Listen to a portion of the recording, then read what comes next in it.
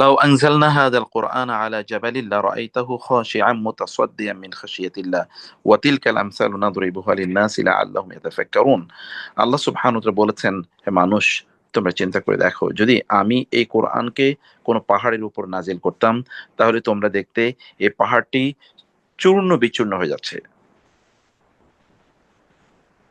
তাহলে তুমি দেখতে খাশিআম মুতাসাদ্দিম মিন খাশিয়াতিল্লাহ, মানে আল্লাহ তাআলা এর বাণীকে বহন করার যে দায় এবং দায়িত্ব, এটার মানে এত ভারত্ব, এটার ভারিত্ব এত ব্যাপক যে এই কারণে পাহাড় চূর্ণ বিচূর্ণ হয়ে যেত।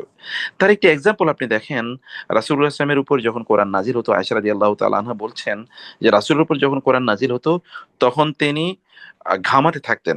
প্রচন্ড শীতের রাতে পর্যন্ত তিনি ঘামাতে থাকতেন। শুধু তাই না, যে ওটির উপর তিনি থাকতেন, যদি কোনো বাহনের উপর থাকতেন, তাহলে বাহনটা বসে পড়তো। মানে কোরআন এত ভারী যে এই বাহন তাকে বহন করে নিয়ে যেতে পারতো না। এমনকি জাবের রাদিয়াল্লাহু তাআলা বলছেন যে আমরা কখনো কখনো যে রাসূল সাল্লাল্লাহু আলাইহি ওয়াসাল্লামের পাশে যখন থাকতাম এবং কোরআন নাজিল হওয়া শুরু হতো, যদি কখনো কোনো কারণে তার হাত আমাদের পায়ের উরুর উপর রাখতো, তাহলে মনে হতো যেন একটা পাহাড় আমাদের পায়ের উপর রাখা হচ্ছে। মানে আমাদের পা যেন চূর্ণ বা উরু যেন চূর্ণ বিচূর্ণ হয়ে যাবে। মানে এত ভারী আমরা ফিল করতাম। কারণ কি? ইন্না সানুলকি আলাইকা কাওলান সাকিলা, আল্লাহ তাআলা নিজে কোরআনকে সাকিল বলেছেন। সাকিল মানে কোরআন হচ্ছে খুবই আপনার ভারী। এই ভারী কিতাব আল্লাহ সুবহানাহু ওয়া তাআলা আমাদের উপর নাজিল করেছেন। এই ভারী কিতাব, এটার ভারীত্ব কিসের? এটা ভারী কেবলমাত্র এই ওজনে না। আপনি নাহলে একটা মুসহাফ যদি সাথে নেন, এটা কতটুকু ওজন হবে? কিন্তু এটার ভারীত্ব সত্যিকার অর্থে, এটার যে মূল্য, এটার যে সম্মান, এটার যে মর্যাদা, এটার যে ভ্যালু, এটা যে আপনাকে কতটুকু সম্মানিত এবং মর্যাদাবান করবে, ভ্যালুয়েবল করবে, তার উপর এটা নির্ভর করে। এবং এই কারণে রাসূলুল্লাহ সাল্লাল্লাহু আলাইহি ওয়াসাল্লাম তিনি এই কোরআনকে এতটা গুরুত্ব প্রদান করতেন যে রাসূলুল্লাহ সাল্লাল্লাহু আলাইহি ওয়াসাল্লাম তিনি বলেছেন, কোন একজন ব্যক্তি যদি মানে এমন যদি হয় যে কোন একটা বাসায় কোরআন পাঠ করা হচ্ছে, ভালো করে খেয়াল করুন, যদি কোন একটা বাসায় কোরআন তেলাওয়াত করা হয়, তাইলে সেখানে আল্লাহ তাআলা ওই বাসাটাকে সাকিনা, প্রশান্তি দিয়ে সব প্রশান্তি সেখানে আল্লাহ তাআলা নাজিল করেন এবং রহমত দিয়ে এটাকে চারিদিক থেকে ঘিরে রাখেন। এবং ফেরেশতারা এই বাসাটিকে আপনার ঘিরে রাখে যেন শয়তান এই বাসায় প্রবেশ না করতে পারে, দুষ্ট জিন বলে যেন বাসায় প্রবেশ না করতে পারে। এবং আল্লাহ সুবহানাহু ওয়া তাআলা যারা এই কিতাবকে পাঠ করে, আল্লাহ তাআলা তার কাছে যে সকল ফেরেশতারা আছেন, সেই সকল ফেরেশতাদেরকে নিয়ে আল্লাহ সুবহানাহু ওয়া তাআলা এই ব্যক্তিকে কেন্দ্র করে আলোচনা করেন। এই ব্যক্তিকে আল্লাহ সুবহানাহু ওয়া তাআলা ওই ফেরেশতাদের সামনে উপস্থাপন করেন যে তোমরা দেখো, এই আমারই বান্দা, সে কোরআন পাঠ করছে। এবং কোরআন পাঠকারী এই ব্যক্তির অবস্থাটা রাসূলুল্লাহ সাল্লাল্লাহু আলাইহি ওয়াসাল্লাম উল্লেখ করতে গিয়ে বলছেন, এটা হচ্ছে আল উত্তরুজ্জায়ের মতো। উত্তরুজ্জ হচ্ছে মানে আপনি যদি মানে কমলা লেবুর কথা বলেন, কমলা লেবু দেখবেন আপনার খেতেও খুবই মজা। মানে কমলা, কমলা আপনি খেতে মজা, এবং কমলার যে গন্ধ, সুগন্ধিটা, এটা কিন্তু চারিদিকে ছড়িয়ে পড়ে। অতএব একজন ব্যক্তি যিনি কোরআন তেলাওয়াত করেন, রাসূল সাল্লাল্লাহু আলাইহি ওয়াসাল্লাম তাকে এরকম কমলার সাথে, মানে রাসূলুল্লাহ সাল্লাল্লাহু আলাইহি ওয়াসাল্লাম তাকে ইয়ে করেছেন, মানে তাকে উল্লেখ করেছেন যে তার টেস্টটা হচ্ছে এই লেভেলের। আ এবং শুধু তাই না, অন্য একটা হাদিসে রাসূলুল্লাহ সাল্লাল্লাহু আলাইহি ওয়াসাল্লাম বলেছেন, যারা কোরআন পাঠ করে এই সকল ব্যক্তিরা আ এমন একটা অবস্থা যে আপনি যদি ধরেন কোন একটা অঞ্চলে, রাসূল সাল্লাল্লাহু আলাইহি ওয়াসাল্লাম বললেন, আইয়ুহিব্বু আহাদুকুম ইযা রাজা ইলা আহলি আন ইয়াজিদা ফিহি সালাসা খালফাতিন ইযামিন সিমানিন। তিনি বললেন, তোমাদের মধ্যে কেউ যদি এমন হয় যে সে তার বাসায় ফিরে আসলো, এসে দেখে যে সেখানে খুবই মোটা মোটা, অনেক স্বাস্থ্যবান এবং খুবই বড় সাইজের তিনটি ওস্ট্রি, ওস্ট্রি আছে, ওস্ট্রি মানে হচ্ছে ফিমেল শি ক্যামেল আছে, যে শি ক্যামেল গুলো তাকে বাচ্চা প্রদান করবে। সাহাবায়ে কেরাম বলেন, ইয়া রাসূলুল্লাহ, অবশ্যই, কেন নয়? আমরা তো এইরকম একটা শি ক্যামেল যেটা মানে বাচ্চা প্রদান প্রসব করবে, বাচ্চা জন্ম দেবে, এইরকম খুবই উন্নত মানের, খুবই দামি এলিট, মানে যদি আমরা বলি যে ব্রিডের, এলিট ব্রিড মানে হচ্ছে সবচেয়ে উন্নত প্রজাতির, এরকম তিনটা উটের মালিক হতে কে চাইবে না? আজকের এই যুগে যদি ধরুন আপনাকে বলো আপনি বাসায় ফিরে দেখবেন আপনার বাসার সামনে মার্সিডিজ বেঞ্জ অর বিএমডব্লিউ, অথবা ধরেন ল্যান্ড, অথবা ধরেন ল্যান্ড রোজার, বা আপনি এই যে কি বলেন এটাকে, ফেরারি, বা এরকম টাইপের তিনটা বিশাল গাড়ি, অথবা যেমন প্রাডো, তিনটা গাড়ি আপনার গ্যারেজে আছে, এবং কেউ আপনাকে তিনটা গাড়ি উপহার দিয়েছে, তো আপনি কি প্রচন্ড খুশি হবেন না? সাহাবাই কেরাম বলেন, ইয়া রাসূলুল্লাহ, হ্যাঁ, এরকম হলে আমরা খুশি হব না কেন? মানে আধুনিক একটা উদাহরণের সাথে আমি এটাকে প্যারালালি যদি উপস্থাপন করি, তখন রাসূলুল্লাহ সাল্লাল্লাহু আলাইহি ওয়াসাল্লাম তিনি বললেন যে এমন হলো, তোমরা যদি কেউ কোরআনের তিনটি সূরা যদি মুখস্থ করো, যদি মানে ৩টি আয়াত, সরি ৩টা আয়াত যদি তোমরা মুখস্থ করো বা ৩টা আয়াত যদি তোমরা পড়ো, তোমার ঘরে ঢুকলে বা মসজিদে ঢুকলে অথবা কোনো জায়গায় তোমরা প্রবেশ করলে, সেখানে তোমরা যদি ৩টা আয়াত তেলাওয়াত করো, তাহলে আল্লাহ তাআলা তোমাদেরকে এরকম সম্মান বা এরকম মর্যাদা প্রদান করবেন। মানে কোরআনের এই যে তেলাওয়াতের যে সওয়াব বা তেলাওয়াতের যে মর্যাদা, তেলাওয়াত যে আপনাকে যে ফিলিং প্রদান করবে, তেলাওয়াত যে আপনাকে সত্যিকার অর্থে আপনার অন্তরে যে অনুভূতি প্রদান করবে, এই অনুভূতিটি মানে এটি অসাধারণ, এর কোনো তুলনা নাই। এরকম অতুলনীয় একটি অবস্থা, মর্যাদা আল্লাহ তাআলা আপনাকে প্রদান করবেন। কিন্তু সম্মানিত ভাইরা এবং বোনেরা, আমাদের এই কিতাবের এত মর্যাদাপূর্ণ একটি কিতাব পাওয়ার পরেও আমরা কিন্তু সত্যিকার অর্থে এই কিতাবের প্রতি যথাযথ গুরুত্ব প্রদান করি না। এটাকে আমরা সেইভাবে এটা নিয়ে আমরা চিন্তা করি না। সেইভাবে এই কিতাবের প্রতি আমাদের আ আগ্রহ নাই। এই কিতাবকে আমরা মূল্য প্রদান করি না। এই কিতাবকে আমরা সময় প্রদান করি না। আপনি একবার চিন্তা করে দেখুন তো, কিয়ামতের দিন যদি আল্লাহ তাআলা আপনাকে জিজ্ঞেস করেন যে, "তুমি এই কিতাব কতটুকু পড়েছো?" আপনি অন্যান্য বই পড়েছেন। কিন্তু এই আ ধরুন আপনি বাংলা উপন্যাস পড়েছেন, ইংরেজি উপন্যাস পড়েছেন অথবা গল্প পড়েছেন অথবা ধরুন আপনি নাটক পড়েছেন অথবা নাটক দেখেছেন অথবা Facebook আপনি স্ক্রল ডাউন করেছেন অথবা আপনি YouTube এ বিভিন্ন ধরনের ধরুন হাসির করেছেন অথবা ধরুন আপনি রিলস দেখেছেন বা যদি আমরা বলি TikTok দেখেছেন। কিয়ামতের দিন যদি আল্লাহ তাআলা আপনাকে বলেন বা আমাকে বলেন যে, "তুমি যে পরিমাণ TikTok দেখেছো, এই TikTok এর তুলনায় তুমি কোরআন কতটুকু পড়েছো বা কোরআন কতটুকু দেখেছো?" এটা যদি আল্লাহ তাআলা বলেন, আমরা তাহলে সেটা কি মানে উত্তর দিতে পারি বলেন তো? আমাদের উত্তর দেওয়ার মতো কোনো কিছু সেদিন আসলে থাকবে না। আমরা বলতে পারব না। আমাদের জন্য এখন হাই টাইম যাচ্ছে যে আল্লাহ তাআলার কাছে কিয়ামতের দিন আমরা আসামির কাঠগড়ায় দাঁড়ানোর পূর্বে একবার চিন্তা করুন যে আমি আ আপ যখন কবরে যাব, তাকে দেখানো হবে যে মানি এ এ এ তুমি আ আ আ মানে তোমার ধর্ম কি এবং তোমার রব কে? আবার সর্বশেষ ৪র্থ প্রশ্নটি হবে, "তুমি কি পড়েছো বলো? তুমি পড়েছো কি?" তখন যদি আমি এবং আপনি না বলতে পারি, আল্লাহ যদি বা ফেরেশতারা যদি আমাদেরকে জিজ্ঞেস করেন, "তুমি কি কোরআন পড়েছো? তুমি কি কোরআন বুঝেছো? তুমি কোরআনের প্রতি সময় দিয়েছো?" যদি এটি জিজ্ঞেস করে আল্লাহ তাআলা, তাইলে আমরা কি সেদিন কোনো উত্তর দিতে পারবো? আমাদের অবস্থা সেদিন কি হতে পারে? একবার চিন্তা করে দেখুন। আপনি কেবল চোখটা বন্ধ হওয়ার পরে এরপরে কি হবে তা একবার চিন্তা করুন। এই কিতাবই কেবল আপনাকে আমাকে বাঁচাতে পারে। কারণ এটা আল্লাহ তাআলা আলো হিসেবে প্রেরণ করেছেন। কোরআনে সূরাতুন নূরে আল্লাহ সুবহানাহু ওয়া তাআলা এই কোরআনের একটা উদাহরণ দিতে গিয়ে আল্লাহ তাআলা বলেছেন যে, কোরআনের উদাহরণ, "আল্লাহু নূরুস সামাওয়াতি ওয়াল আরদ, মাসালু নূরিহি কামিশকাতিন ফিহা মিসবাহ।" এর উপর আমাদের একটা ব্যক্তিগত ব্যাখ্যা আছে। ব্যাখ্যাটা আপনারা হয়তো YouTube এ পেয়ে যাবেন। আমাদের একটা উদাহরণ দিতে গিয়ে আল্লাহ তাআলা বলেন, যেমন ধরুন একটা কুলুঙ্গি। কুলুঙ্গি মানে হচ্ছে একটা হারিকেন। হারিকেন যেটা ছোটবেলায় আমরা দেখেছি গ্রাম অঞ্চলে এটা ব্যবহার করত। হারিকেনের ভিতরে কি থাকে? একটা সলতে থাকে। একটা সলতের মধ্যে কি দেয়? আগুন দেয়া হয়। আগুন দিলে তখন এখানে আগুনটা জ্বলতে থাকে, আলো দেয়। কিন্তু চারপাশে একটা চিমনি থাকে। ওইখানে আগুন এমনিই জ্বলে না। কারণ আপনার ওখানে তেল দেয়া লাগে। তেল না দিলে মানে যদি আপনি মানে কেরোসিন তেল না দেন তাইলে ওটা জ্বলবে না। তো আল্লাহ সুবহানাহু ওয়া তাআলা বললেন, এরকম একটা উদাহরণ আল্লাহ তাআলা দিলেন যে আমাদের অন্তরে যে ঈমান আছে, এই ঈমানের উদাহরণ দিতে গিয়ে আল্লাহ তাআলা বললেন যে আমাদের অন্তরের ঈমানটা হলো এরকম একটা হারিকেনের মতো। এই যে হারিকেনের আ কি আছে? একটা চিমনি আছে, মানে একটা কাঁচ আছে এবং ভিতরে তার একটা সলতে আছে এবং সেখানে একটু আ আ মানে আগুন ওইখানে জ্বালানোর মতো সকল উপকরণ সেই জায়গাটাতে আছে। কিন্তু আপনি যদি সেই জায়গাটিতে এমন হয়, সেখানে যদি আপনি আগুন মানে জ্বালিয়ে না দেন পৃথিবীর কোনো এরকম কোনো হারিকেনে, তাইলে কিন্তু আগুন জ্বলবে না। কিন্তু আল্লাহ তাআলা আমাদের অন্তরে, ভেতরে যেরকম একটি মানে আলো দিয়ে দিয়েছেন আমাদের আমাদের আমাদের কলবের মধ্যে যে একটা আলো আল্লাহ তাআলা দিয়েছেন। এই আলোটা হচ্ছে এমন যে ওইখানে ওয়ালাউ লাম তামসাসহু নার, যদি আগুন সেখানে নাও থাকে, এমনকি সেখানে যদি তেল মানে তেল দিয়ে যে সলতের সাথে যে আগুন মানে সলতে যে তেল গ্রহণ করবে, এরপরে যে ওইখানে আগুন দিলে একটু আগুন জ্বলবে। এরকম আগুন যদি সেখানে নাও জ্বালানো থাকে, ওই তেলটাই এরকম একটা টাইপের যে এটা সবসময় আগুন ওইখানে মানে ওইখানে আলো দিতেই থাকে। নূরুন আলা নূর। কিন্তু এই যে আমাদের অন্তরের ভিতরে যে আলো আছে, এই আলোটা কি? এটা হলো ঈমানের আলো। কিন্তু এই ঈমানের আলোটাকে আমরা সত্যিকার অর্থে যদি বাইরে নিয়ে আসতে চাই, এটা একটা রিফ্লেকশন আমাদের সমাজে, আমাদের শরীরে, আমাদের পরিবারে যদি আমরা দিতে চাই, তাহলে কোরআনের আলো সেখানে আমাদেরকে প্রদান করতে হবে। আর এই কোরআনের আলো বাইরে থেকে এটাকে আলো প্রদান করবে। অতএব এই দুটো আলোই যখন হয় তখন নূরুন আলা নূর হয়। তখন আলোর উপর আলো হয় এবং তখন ইয়াদিল্লাহু লিনুরিহি মান ইয়াশা। আল্লাহ তাআলা যাকে পছন্দ করেন তাকে আল্লাহ তাআলা তার এই আলোর, যে আলো তিনি বাইরে থেকে আসার, প্রত্যেকে কিন্তু ভেতরে আল্লাহ তাআলা একটা আলো দিয়ে দিয়েছেন। এখন ওই আলোটি কোনো এক সময় আপনার বাইরে থেকে আসার আলোর অভাবে ওইটা কিন্তু একসময় ম্রিয়মাণ হয়ে যায়, একসময় নির্বাপিত হয়ে যায় এবং কোনো এক সময় ওই আলো আর একেবারে থাকে না।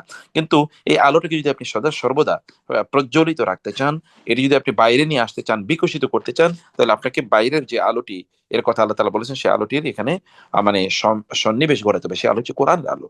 তো সেই কোরআন আপনি না পড়লে বা আমি যদি কোরআন না পড়ি তাহলে আমি কিভাবে এই কোরআন তাহলে আমার ওই আলোটাকে আমি কিভাবে প্রজ্বলিত রাখবো বা আলোটাকে কিভাবে আমি জীবিত রাখবো? এটাকে জীবিত রাখতে হলে সম্মানিত ভাইয়েরা এবং বোনেরা আপনাকে কোরআনের কাছেই আসতে হবে। কোরআনকে আল্লাহ সুবহানাহু ওয়া তাআলা বারাকাপূর্ণ করেছেন। তিনি বলেছেন, কিতাবুন আনজালনা ইলাইকা মুবারাকুন।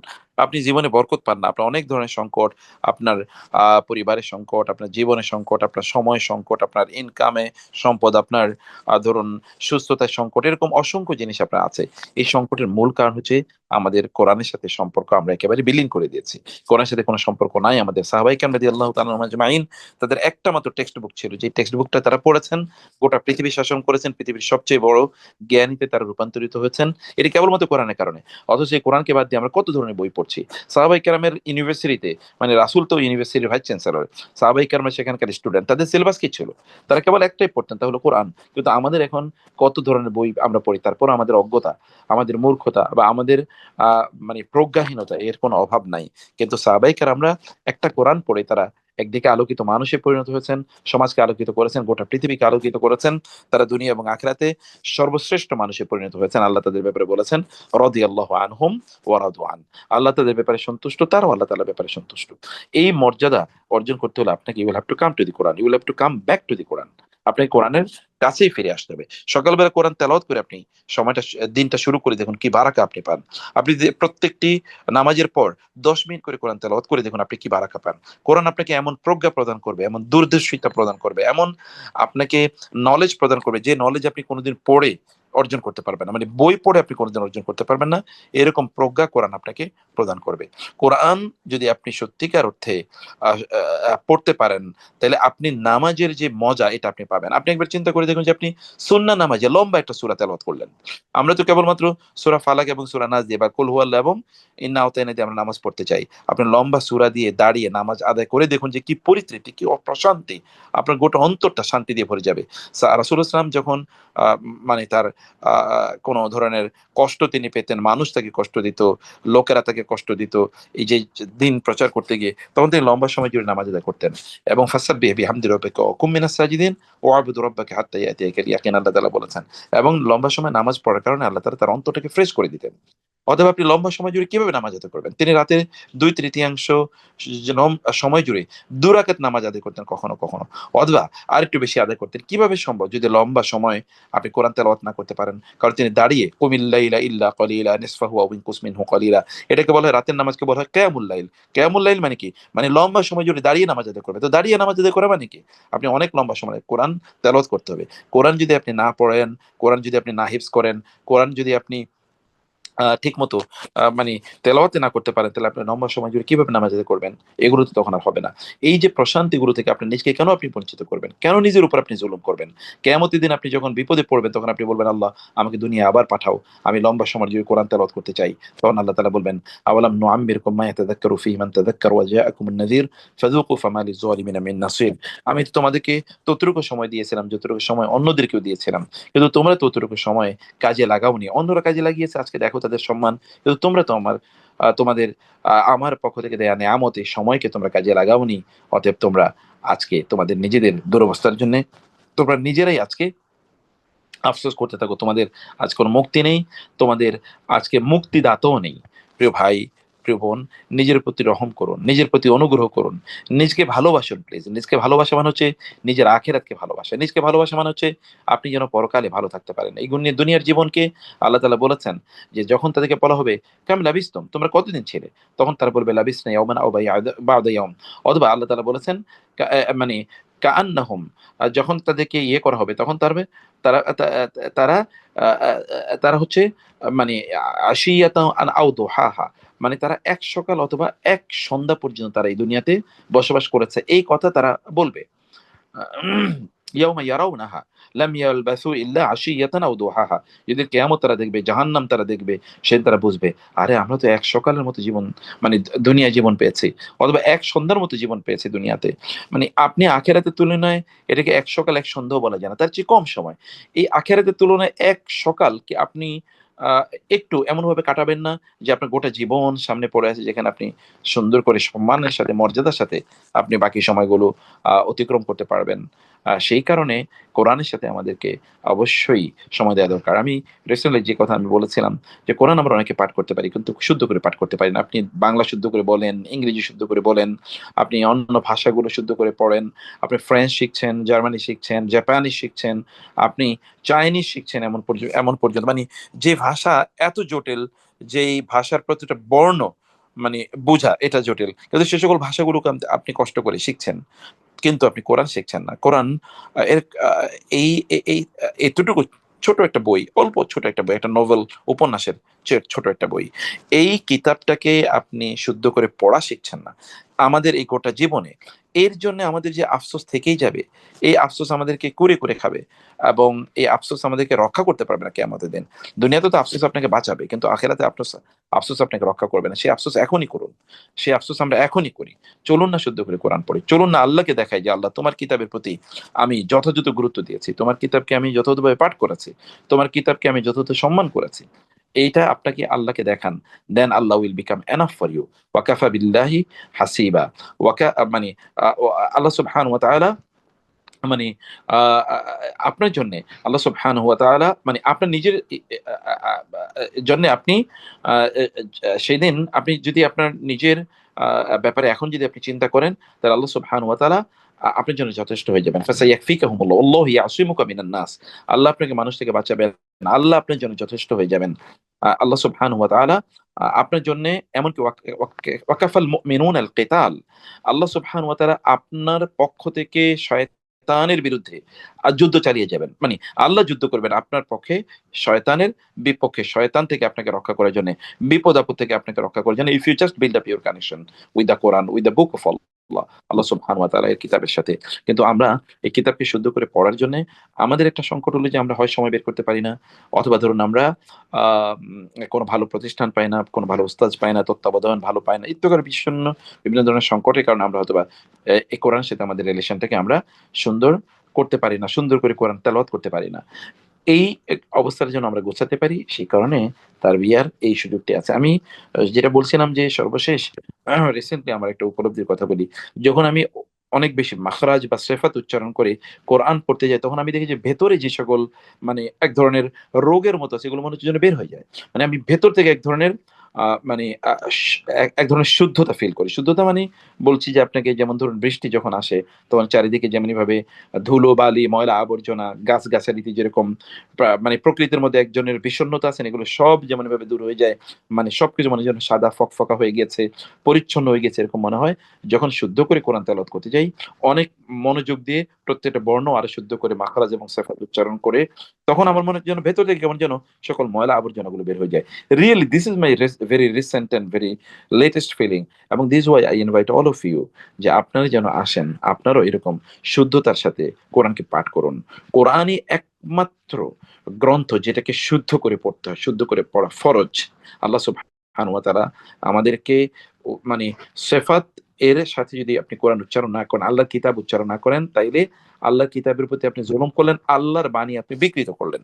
আপনি কুল না বলে যদি বলেন কুল, আপনি এর মধ্যে জরুন ইয়াকা না'বুদু ওয়া ইয়াকা নাস্তাঈন, নাস্তাঈন না বলে যদি নাস্তাঈন বলেন, তাহলে আপনি বুঝতে পারেন যে কত ভয়াবহ বিকৃত হয় অর্থের।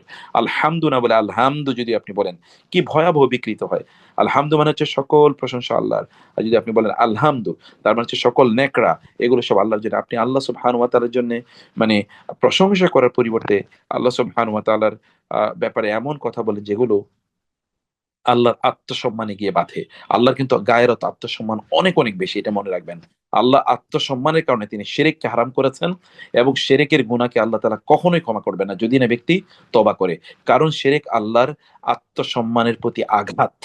আল্লাহর আত্মসম্মানের প্রতি আরেকটা আঘাত হলো আল্লাহর কিতাবকে আপনি আল্লাহ সুবহানাহু ওয়া তাআলার কিতাবের হক আদায় করে আপনি পাঠ করছেন না, উচ্চারণ করছেন না। এটা আল্লাহর আত্মসম্মানে আঘাত লাগে। এবং এইজন্যে একটি বর্ণনা আছে রুব্বাতানি লিল কোরআন ওয়াল কোরআন ইয়ালআনুহু। কোরআনের অনেক পাঠক আছে যে পাঠক কোরআন পড়তে যায় কিন্তু কোরআন তাকে লানত করে। তো আপনি শুদ্ধ করে কোরআন পড়ার জন্যে আপনাকে অবশ্যই প্রিয় ভাইয়েরা এবং বোনেরা, আপনাকে অবশ্যই সময় দিতে হবে। আপনি কোরআনের সাথে সময় দেয়া মানে হচ্ছে আপনার নিজকে সময় দেয়া। কোরআনের সাথে সময় দেয়া মানে হচ্ছে আপনার নিজের একটি ঘর আপনি গোছানো। এটা বলে আমি শেষ করে দেই, নামাজের সময় যাচ্ছে। আপনি জানেন যে একটা দেশে মানে রাজা নির্বাচন করা হতো। ওইখানে একটা পেকুলিয়ার সিস্টেমে রাজা নির্বাচন করা হতো। পেকুলিয়ার সিস্টেমটা হলো কি, ওইখানে কোন একজনকে রাজা বানায় দেওয়া হতো। ১ বছর তাকে তার মতো করে সে দেশ চালাতো। যত আনন্দ ফুর্তি সবকিছু করতো সে। কেউ কোনো কিছু তাকে বলতো না। ১ বছর পরে তাকে নির্বাসনে পাঠিয়ে দেওয়া হতো হলো ইয়েতে। ওই যে ওই দেশের আ মানে তার বাইরে একটা নদী আছে, নদীর পাড়ে একটা জঙ্গল আছে, ওই জঙ্গলে কেউ বসবাস করতো না। যেমন ধরেন আপনার সুন্দরবন, এরকম জঙ্গলে তাকে পাঠিয়ে দেওয়া হতো নির্বাসনে, এবং ওই জঙ্গলে আপনার বিভিন্ন ধরনের বাঘ অথবা ধরেন সিংহ, ভল্লুক এগুলো তাকে ধরেন খেয়ে ফেলতো এই লোককে। আর এই ১ বছর পর্যন্ত মানে সে খুবই আমোদ ফুর্তিতে জীবনযাপন করত। তো এরকম করতে, করতে ওই দেশে প্রচুর পরিমাণ লোক তারা মানে রাজা হয়ে তারা এরকম নির্বাসনে চলে গেছে। এখন আর কাউকে তারা রাজা হিসেবে পাচ্ছে না। কারণ মানুষ জানে যে ১ বছর আমি ফুর্তি করি, এরপরে তো আ আ মানে আমাদেরকে নির্বাসনে যেতে হবে, এবং আমাদের ওইখানেই মানে বন্য প্রাণীর মুখে, হিংস্র প্রাণীর মুখে আমাদেরকে পড়তে হবে, এবং তারা আমাদেরকে খেয়ে ফেলবে। তো ফলে ১ বছর এইরকম সুখী থেকে লাভ কি? আবার যখন কিছু লোক মানে কোন লোক যখন ওই ১ বছর ওই জায়গাটাতে যেত, তখন তারা এগুলো ভুলেও যেত। এত সুখ সমৃদ্ধি দেখে তখন তারা এগুলো ভুলে যেত। তারা ওই ১ বছরে তারা বিভিন্ন মানে আমোদ প্রমোদে তারা তাদের জীবন কাটিয়ে দিত। তো এর মধ্যে তারা আর কোন রাজা খুঁজে পাচ্ছে না। তো একবার তারা ওই যে দেশের যে নদী, নদীর ওই পাড়ে তো একটা বিশাল বড় জঙ্গল। ও নদীর পাড়ে দিয়ে তারা হাঁটছে। যে করণীয় কি? এখন তো রাজা হিসেবে কাউকে পাচ্ছি না। এখন কাকে রাজা বানাবো? এমন সময় দেখা গেল যে এক লোক একটা কাঠের উপর মানে কাঠের ভেলার উপর সে ভাসতেছে। তো তারা বলল, "ভাই এই যে এদিকে আসেন।" তখন ওই লোক পাড়ে আসার পরে বলে যে, "আপনি কে?" বলল, "ভাই আমার নৌকা মানে জাহাজ এটা সমুদ্রে এই নদীতে আমার জাহাজটা মানে ডুবে গেছে, ঝড়ের কবলে পড়ে, এবং আমি কোনমতে বেঁচে আছি।" তো বলল, "ভালোই তো। আসেন আপনাকে আমরা রাজা বানায় দিচ্ছি।" বলে, "বলেন কি? আমি মৃত্যুর পথ থেকে ফিরে এসেছি। আপনি আমাকে রাজা বানাবেন? আমাদেরকে আপনারা আমাকে রাজা বানাবেন মানে কি?" বলে, "না, আমরা একজন রাজা খুঁজতেছি, তো আপনাকে আমরা রাজা বানাবো। চলেন।" এখন এই লোক ভাবলো যে আমি তো মৃত্যু থেকে বেঁচে আসছি, রাজা হতে পারি, ভালোই তো, সমস্যা কি? তখন তাকে রাজা বানায় দেওয়ার পরে বলল, "আমাদের কিছু কন্ডিশন আছে।" কন্ডিশন কি? যে আপনি আপনার মতো করে দেশ চালান, আমরা আপনাকে কোনো কিছু বলব না। আপনি যত আনন্দ ফুর্তি যা মনে চায় তা করেন। আপনি আমাদের কাছ থেকে ট্যাক্স নেন, এই করেন, সেই করেন, কোনো সমস্যা নাই। কিন্তু ১ বছর পরে আমরা আপনাকে জঙ্গলের ওই পারে পাঠিয়ে দেব। তখন তিনি বললেন, "আচ্ছা।" হঠাৎ করে তিনি বললেন, "আচ্ছা ঠিক আছে। আমি রাজি, কোনো সমস্যা নেই।" তো বলে, "তাইলে আপনি চালান।"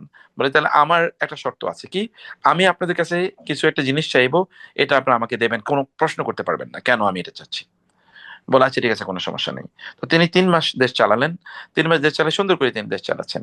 এর মধ্যে ওই যে যারা নির্বাচক তাদেরকে ডেকে বললেন যে, "আমাকে ১০০ জন এমন লোক দিতে হবে যে লোকগুলো খুবই শক্তিশালী, তারা খুবই ভালো করে কাজ করতে পারে।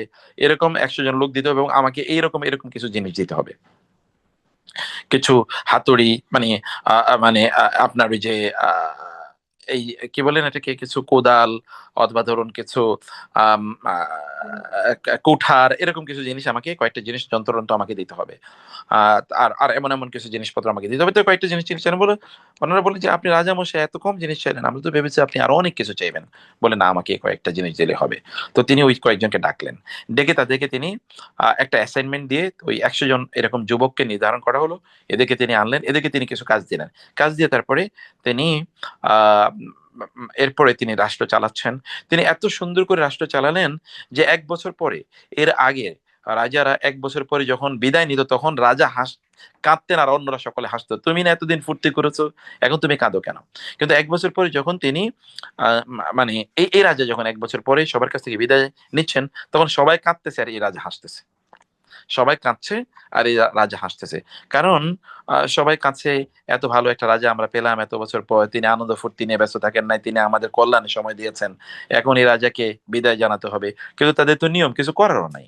রাজাকে তারা তখন একটা নৌকায় বড় একটা জাহাজে চড়িয়ে ওই কিছু লোককে দিয়ে ওই যে জঙ্গলের ওই পারে পাঠিয়ে দিল। তো ওই পারে পাঠিয়ে যাওয়ার পর এরপরে রাজা ওইখানে যখন গেলেন, ওইখানে যাওয়ার পরে তাকে একটা বিশাল বহরের লোক তাকে স্বাগত জানাচ্ছে ওই এলাকায়। আসলে ঘটনাটা কি হয়েছে জানেন? ঘটনাটা হচ্ছে রাজা ওই যে ১০০ জন লোককে নিল, যে ওই ১০০ জন লোককে নেয়ার পরে তাদেরকে রাজা নিয়ে বসলেন। বসে বললেন, "ওই পারে একটা জঙ্গল আছে। তোমাদের কাজ হলো ওই জঙ্গল গিয়ে সাফ করবা। সাফ করে ওইখানে তোমরা একটা প্রাসাদ নির্মাণ করবা। আশেপাশে তোমাদের বাড়িঘর নির্মাণ করবা এবং ওইখানে তোমরা ফুলের বাগান বানাবা। তোমরা ওইখানে মানে আ ফসলের জমিন করবা। সেখানে তোমরা বড়, বড় ফলের বাগান তোমরা তৈরি করবা এবং ওই এলাকাটাকে তোমরা বাউন্ডারি দিয়ে এমনভাবে করবা যেন জঙ্গলের কোনো প্রাণী এখানে না আসতে পারে। তোমরা ওইটাকে একটা বিশাল একটা লোকালয়ের মতো, ওইটাকে তোমরা আরেকটা রাজধানীর মতো তোমরা বানাও এবং ওইটাকে তোমরা সুন্দর করে যেন তোমরা থাকতে পারো এরকম একটা ব্যবস্থা করো।" তো তিনি যখন গিয়েছেন, ওরা এখানে যে এই রাজা এখানে যেরকম সম্মান পেয়েছেন তার চেয়ে বেশি সম্মান নিয়ে ওরা, কারণ ওইখানে ১০০টা ফ্যামিলি, এই ১০০টা ফ্যামিলি তাকে ওইখানে নিয়েছে। তাদের প্রত্যেকের বিশাল বাড়ি আছে। সেখানে সুখ সমৃদ্ধি, সকল পাখিরা কোলাহল করে, সেখানে প্রাণীরা সুন্দর করে ঘুরে বেড়ায়, সেখানে প্রচুর পরিমাণ আপনার ফুল আছে, ফলের গাছ আছে। তিনি সেখানে সুন্দর করে তার জীবনটা কাটালেন।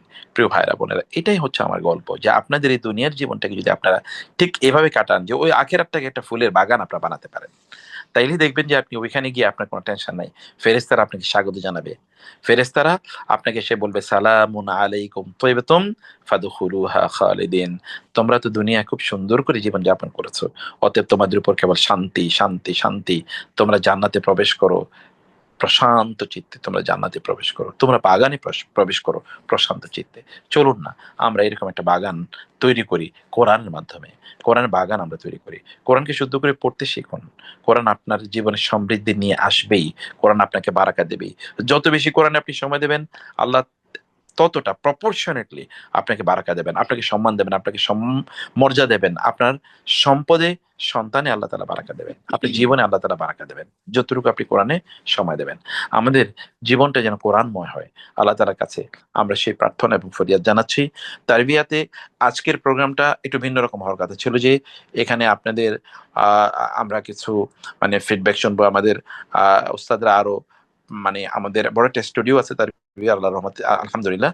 সেটি আমরা সেখান থেকে আমরা প্রোগ্রামটা পরিচালনা করব। কিন্তু হঠাৎ করে আমি একটু অসুস্থ হয়ে যাওয়ার কারণে আ আ আমরা প্রোগ্রামটাকে ঠিক ওই জায়গায় নিয়ে যেতে পারিনি। ইনশাআল্লাহ আপনাদের সাথে পরবর্তী প্রোগ্রামটা আমরা সেভাবেই করব। আপনাদের ক্লাসগুলো নিয়ে কিছু নীতিমালা আছে, মূলনীতি আছে, সেগুলো আমাদের উস্তাদরা তারা আলাপ আলোচনা করবেন আপনাদের সাথে ইনশাআল্লাহ। আপনারা যত সময় ক্লাসে জয়েন করবেন, মেল ফিমেল ক্লাস তো আলাদা অবশ্যই। আর এখনো ভর্তিটা চলমান আছে। আজকেই ভর্তি শেষ হয়ে যায় না। যেহেতু ক্লাস শুরু হবে আগামী সপ্তাহে ইনশাআল্লাহ। এর মধ্যে আপনাদের সাথে আরো কিছু প্রিপারেটরি কাজ এবং কাজ আমাদের হবে ইনশাআল্লাহ। আরো ১-২ টা সেশন হয়তোবা আপনাদের সাথে হতেও পারে। সেটি ম্যানেজমেন্টের পক্ষ থেকে এটা সিদ্ধান্ত নেওয়া হবে ইনশাআল্লাহ। আপনারা আপনাদের আমার সাথে আপনাদের সাথে কিছু সেশন থাকবে। এটা যে সেশনগুলোতে আমরা কিছু তারবিয়া এবং তাজকিয়া এর কিছু সেশন থাকবে উন্মুক্ত। সেখানে আপনারা জয়েন করতে পারবেন। আপনাদের আত্মীয়স্বজন যারা আছে বা বন্ধু-বান্ধব যারা আছে তাদেরকেও এখানে জয়েন করাতে পারবেন ইনশাআল্লাহ। সেই আ জায়গাগুলো আপনাদের জন্য উন্মুক্ত থাকবে। আর আমরা আরো কিছু আমাদের ওলামায়ে কেরাম বা বড় স্কলার যারা আছেন তাদেরকে নিয়ে আসবো। আপনাদের সাথে কিছু কনফারেন্স, সেমিনার ইত্যাদি তারা করবে। তারবিয়াতে আমরা বড় একটা কনফারেন্স হল করতেছি আপনাদের জন্য, যেখানে আমরা মাসিক বা প্রতি ১ মাসে বা প্রতি ২ মাসে আপনাদেরকে আমরা ফিজিক্যালি এখানে নিয়ে আসবো যারা বাংলাদেশে থাকবেন। বাংলাদেশের বাইরে যারা আছেন তারা যখন বাংলাদেশে আসবেন তখন আমরা আপনাদেরকে নিয়ে এরকম কিছু প্রোগ্রামের আয়োজন করব। যেই প্রোগ্রামগুলোতে আপনারা জয়েন করবেন এবং ওই প্রোগ্রামগুলোতে ফিজিক্যালি আপনাদেরকে আমরা ট্রেনিং প্রদান করব কিভাবে ইসলামিক্যালি জীবন যাপন করা যায়। এইভাবে কিভাবে আমরা জান্নাতের পথে আ আ আ চলে মানে আমরা চলতে পারি সেই বিষয়গুলো নিয়ে আমরা ইনশাআল্লাহ আমাদের পরবর্তী এরকম কিছু প্রোগ্রামে আমরা আপনাদেরকে ইনশাআল্লাহ ইনভাইট করব। এখানে আমরা কিছু ভাইকে আমরা স্কলারশিপ প্রদান করছি ইনশাআল্লাহ, যাদের ফাইন্যান্সিয়াল প্রবলেম আছে। এটা আমরা বলেছি আপনাদের যদি এরকম কোনো পরিচিত থাকে তাকে আপনারা বলে দেবেন। সেই জায়গাগুলোতে আপনারা চাইলে যদি যারা এমন কোনো দুর্বল শিক্ষার্থী আছে যারা অর্থনৈতিকভাবে, আপনারা চাইলে তাদেরকে স্পন্সর করতে পারেন ইনশাআল্লাহ। সেই বিষয়টা আমরা এখানে উন্মুক্ত রেখেছি। সব মিলিয়ে আমাদের আজকের আয়োজনে আপনারা জয়েন করেছেন। আমাদের আরো কিছু সেশন আছে, আপনারা অবশ্যই জয়েন করবেন সেই সেশনগুলোতে। সেখানে কিছু নীতিমালা, মূলনীতি ইত্যাদি নিয়ে আমাদের উস্তাদগণ আলোচনা করবেন। আপনারা সেগুলোতে আ জয়েন করবেন। আমি সবাইকে সেই অনুরোধ জানাচ্ছি এবং আমাদের সাথে আরো বাকি সেশনগুলোতে ভবিষ্যতে যে দেখা হবে ইনশাআল্লাহ সেই অনুরোধ জানাচ্ছি। আমরা নতুন করে একটা সিরা কোর্স করছি আমি। রাসূলুল্লাহ সাল্লাল্লাহু আলাইহি ওয়াসাল্লামকে আপনি এমনভাবে জানুন যেন আপনি তার সাথে বিভিন্ন জায়গায় ঘুরছেন। আপনি যেমন দাওয়াতি তার হতে পারে যে আপনি রাসূলের সাথে সফর করছেন এমন, অথবা রাসূলের সাথে আপনি যুদ্ধের ময়দানে গিয়েছেন, রাসূলের সাথে আপনি হয়তোবা নামাজ আদায় করছেন তার পেছনে, তারপর তারাবি তাহাজ্জুদ আদায় করছেন, অথবা তার সাথে আপনি জুমার বয়ান শুনছেন। হতে পারে যে রাসূলুল্লাহ সাল্লাল্লাহু আলাইহি ওয়াসাল্লামের পরিবারের সদস্য, আপনি দেখেছেন যে কিভাবে তিনি তার জীবন পরিচালনা করছেন, তার পারিবারিক জীবন পরিচালনা করছেন এভাবে, so that we can witness the Prophet সাল্লাল্লাহু আলাইহি ওয়াসাল্লাম as your companion, or you are seeing the Prophet সাল্লাল্লাহু আলাইহি ওয়াসাল্লাম as if you are you are companion in his lifetime. এইভাবে আমরা একটা সিরা কোর্স শুরু করছি, যেটা আগামী সপ্তাহ থেকে শুরু হবে ইনশাআল্লাহ। সেটা আপনাদের এই সময়ের বাইরে সেই জায়গাগুলোতে আপনি জয়েন করতে পারেন। তার বিয়ার আরো অনেক ধরনের কোর্স আছে। এই কোর্সগুলো বাচ্চাদের জন্য প্রচুর পরিমাণ কোর্স আছে, যেমন আপনাদের বাচ্চাদের জন্য যারা আছেন, বিয়ে শাদী করেছেন, আপনাদের সন্তান যদি থাকে, অথবা আপনাদের রিলেটিভদের সন্তানরা যারা আছে, যারা শুদ্ধ করে কোরআন পড়তে পারছে না, অথবা বাসায় আপনারা ভালো ওস্তাদ পাচ্ছেন না, তার বিয়ার প্রশিক্ষিত ওস্তাদরা আপনাদের সন্তানদেরকে তারা কোরআন পড়াবে ইনশাআল্লাহ। আর এই পড়াগুলো ওরা ওদের স্কুল টাইম বা তাদের একাডেমিক যেই টাইম আছে তারা এই পড়াগুলো পড়বে। আর তাদের এছাড়াও বাচ্চাদের জন্য এখানে ইসলামিক স্টাডিজের কিছু কোর্স আছে, যেই কোর্সগুলো আমরা আলিমিয়া কোর্স নামে পড়াই। অর্থাৎ ওরা 2 বছর এখানে এমন কিছু কোর্স পড়বে যেখানে প্রায় 36টা কোর্স পড়বে ওরা।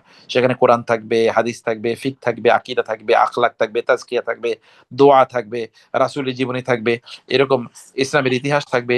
এই সকল কাজগুলো স্কুলের পড়াশোনার পাশাপাশি, স্কুলের পড়াশোনায় কোনো ব্যাঘাত হবে না, এর বাইরে কাজগুলো হবে, এই ক্লাসগুলো হবে। কোনো কোনো ক্লাস কেবল শনি এবং রবিবার কেন্দ্রিক, কোনো ক্লাস হচ্ছে বৃহস্পতি শুক্র শনি, যেন ওদের একাডেমিক কোনো কাজে হ্যাম্পার না হয়, এভাবে কিছু কাজ আছে। বড়দের জন্য ইসলামিক স্টাডিজের ডিপ্লোমা কোর্স আছে, আপনি জানেন যে 2 বছর ডিপ্লোমা কোর্স। এই ডিপ্লোমা কোর্সগুলোকে আমরা আবার বড় কোনো ইউনিভার্সিটির সাথে আমরা একটু অ্যালাইন করে দিতে চাই, যেখানে তারা পরবর্তীতে অনার্স মাস্টার্স পিএইচডি করতে পারবে ইসলামিক স্টাডিজের উপর। বড় স্কলাররা তার এই ক্লাসগুলো নেন, কোর্সগুলো নেন। আর এছাড়া আমাদের তো ব্যক্তিগত আমি কিছু কোর্স পড়াই, সেগুলো আপনি জানেন যে কোরআনিক আরবিক টাইপের তাফসির এবং কোরআনের আন্ডারস্ট্যান্ডিং এ রিলেটিং, সেগুলো তো আপনারা জয়েন করতে পারেন ইনশাআল্লাহ। এক কথায় আপনাদের এই জীবনটা যেন একজন শিক্ষার্থীর জীবন হয়। কারণ মনে রাখবেন, আপনার জীবনটা যদি একজন শিক্ষার্থী, শিক্ষা কেবলমাত্র একটি মানে নির্ধারিত সময়ের সাথে সম্পৃক্ত না। একজন মুসলিম তিনি তার জীবনভর শিক্ষার্থী। আপনি যখন শিক্ষার্থী হবেন, তখন আপনি মূলত জান্নাতের পথে চলবেন। এবং রাসূলুল্লাহ সাল্লাল্লাহু আলাইহি ওয়াসাল্লাম বলেছেন, কোন একজন ব্যক্তি যদি শিক্ষার মানে পথে চলে, তাহলে সে মূলত জান্নাতের পথে চললো। আল্লাহ তাআলা তার জন্য জান্নাতের পথটাকে সুগম করে দেন। কোন একজন ব্যক্তি শিক্ষার্থী অবস্থায় তিনি যদি মারা যান, সত্যিকার অর্থে আল্লাহ সুবহানাহু ওয়া তাআলা সন্তুষ্টি অর্জনের জন্য তিনি শিক্ষা অর্জন করছিলেন, তাহলে তিনি আল্লাহর পথে মারা গিয়েছেন। মানে একজন ব্যক্তি আল্লাহর পথে মারা যাওয়া মানে তো তিনি শাহাদাত বরণ করা, মানে আল্লাহর পথে মারা যাওয়ার সম্মান তিনি পাবেন। শুধু তাই না, রাসূল সাল্লাল্লাহু আলাইহি ওয়াসাল্লাম বলেছেন, ফেরেশতারা তার জন্য, ওই ব্যক্তির জন্য তাদের ডানাগুলো বিছিয়ে দেয় ফেরেশতারা। মানে রেদম বিমা ইয়াসনাউ, এই ব্যক্তি যে কাজ করে, এই কাজের কারণে ফেরেশতারা তার জন্য তাদের ডানাগুলো বিছিয়ে দেয়। কি অসাধারণ মর্যাদা একজন শিক্ষার্থীর! এই মর্যাদা আমরা সবাই মিলে যেন অর্জন করতে পারি। আল্লাহ তাআলা আমাদেরকে সেই তৌফিক এবং সেই মর্যাদা আল্লাহ তাআলা আমাদেরকে প্রদান করুন। আমি আজকে তাইলে লম্বা সময় নিয়ে নিয়েছি। আপনাদের কাছে দোয়া চাই, আল্লাহ তাআলা যেন তারবিয়াকে কবুল করে নেন, আপনাদেরকেও যেন আল্লাহ তাআলা কবুল করে নেন, আমাদের সবাইকে যেন আল্লাহ তাআলা কবুল করে নেন। সে প্রত্যাশা আল্লাহর কাছে রেখে আজকে এখানে শেষ করছি। আমাদের টেকনিক্যাল একটু প্রবলেমের কারণে অনেকেই জয়েন করতে পারেননি, আমরা জানি। আর যারা জয়েন করেছেন, তাদের প্রতি শুভেচ্ছা। যারা জয়েন করতে পারেন নাই, তারা রেকর্ড শুনে নেবেন। আর আপনারাও আপনাদের বন্ধু বান্ধবদেরকে তাদেরকে বলেন, তারাও যেন এখানে জয়েন করেন। আল্লাহ, তুমি আমাদের আজকের আয়োজনটাকে কবুল করে নাও আল্লাহ। রাসূল সাল্লাল্লাহু আলাইহি ওয়াসাল্লাম যেমনি ভাবে দোয়া করেছেন, আল্লাহুম্মা জাআলিল কুরআন রাবিআ কলবি ওয়া নূরা সাদরি ওয়া জালাআ হুজনি ওয়া যাহাবা হাম্মি। হে আল্লাহ, আমার অন্তরের আলো হিসেবে আপনি কোরআনকে কবুল করে নেন। হে আল্লাহ, কোরআনের কারণে আমার অন্তরকে আপনি আলোকিত করে দেন, এবং আমার অন্তরের বসন্ত, কোরআনকে আমার অন্তরে বসন্ত বানান। মানে হচ্ছে, বসন্তকালে যেমনি ভাবে আমরা গাছ-গাছালিতে বিভিন্ন ধরনের পত্র পল্লব দেখতে পাই, চারিদিকে সবুজতা দেখতে পাই, তেমনি ভাবে আমার অন্তরকে তুমি এরকম সবুজ করে দাও আল্লাহ। আমার জীবনকে কোরআনের কারণে সবুজ করে দাও। ওয়াজালা হুজনি, হে আল্লাহ, কোরআনের কারণে আমার সকল টেনশন, অ্যাংজাইটি, ফ্রাস্ট্রেশন, ডিপ্রেশন, এগুলো সব তুমি দূর করে দাও। ওয়াজালা হুজনি ওয়া যাহাবা হাম্মি, এবং আমার ভবিষ্যৎ সংক্রান্ত, অতীত সংক্রান্ত যত টেনশন আছে, দুশ্চিন্তা আছে, এগুলো সব তুমি দূর করে দাও আল্লাহ। কোরআনের কারণে আল্লাহ তাআলা যেন আমাদের গোটা জীবনকে আলোকিত করেন, আমাদের সমস্যার সমাধান করে দেন, আমাদের জ্ঞান বাড়িয়ে দেন, আমাদের পরিবারগুলোকে আল্লাহ তাআলা সমৃদ্ধি, সুখ প্রশান্তি দিয়ে ভরপুর করে দেন। আমাদের সন্তানদেরকে আল্লাহ দিনদার করে দেন। আল্লাহ তাআলার কাছে আমরা সেই প্রার্থনা করি। প্রিয় ভাইয়েরা এবং বোনেরা, আপনি একজন সফল মানুষ এটা বোঝার জন্য আপনার সন্তানদের দিকে তাকান, আপনার স্ত্রীর দিকে তাকান, আপনার স্বামীর দিকে তাকান। যদি আপনার সন্তানগুলো তাহাজ্জুদে নামাজ আদায় করে আপনার জন্য দোয়া করে, ওরা যদি লম্বা সময় জুড়ে কোরআন তেলাওয়াত করে, আপনার স্ত্রী যদি কোরআন তেলাওয়াত করে আপনার জন্য দোয়া করে, আপনার স্বামী যদি কোরআন তেলাওয়াত করে আপনার জন্য দোয়া করে, আপনার চেয়ে সুখী মানুষ কে আছে এই পৃথিবীতে? আপনার স্বামী, সন্তানরা, আপনার স্ত্রী সুন্দর করে কোরআন তেলাওয়াত করতে পারে, কোরআনের সাথে তারা সময় দিচ্ছে, আপনার চেয়ে সৌভাগ্যবান মানুষ এই পৃথিবীতে আর কেউ নাই। তাহা আনজালনা আলাইকাল কোরআন লিতাশকা। কোরআন তেলাওয়াত করে কেউ কোনোদিন দুর্ভাগা হয় না। কোরআন তেলাওয়াত করার সাথে সাথে মানুষ সৌভাগ্যবান হওয়া শুরু হয়ে যায়। আমরা যেন সেই সৌভাগ্যবানদের কাতারে নিজেদেরকে অন্তর্ভুক্ত করতে পারি, আল্লাহর কাছে সেই তৌফিক কামনা করছি। আল্লাহুম্মা আমিন। আমি সবাইকে আজকের আয়োজনে অংশগ্রহণ করার কারণে কৃতজ্ঞতা জানিয়ে বাকি আলোচনাগুলো শোনার জন্য সবাইকে অনুরোধ জানিয়ে শেষ করছি এখানে। হাযা সাল্লাল্লাহু সুবহানাহু ওয়া তাআলা নবিয়িনা মুহাম্মদ ওয়া আলিহি ওয়া সাহবিহি আজমাইন। সুবহানাকা আল্লাহুম্মা বিহামদিক আশহাদু আল্লা ইলাহা ইল্লা আনতা আস্তাগফিরুকা ওয়া আতুবু ইলাইক। ওয়াসসালামু আলাইকুম ওয়া রাহমাতুল্লাহি ওয়া বারাকাতুহু।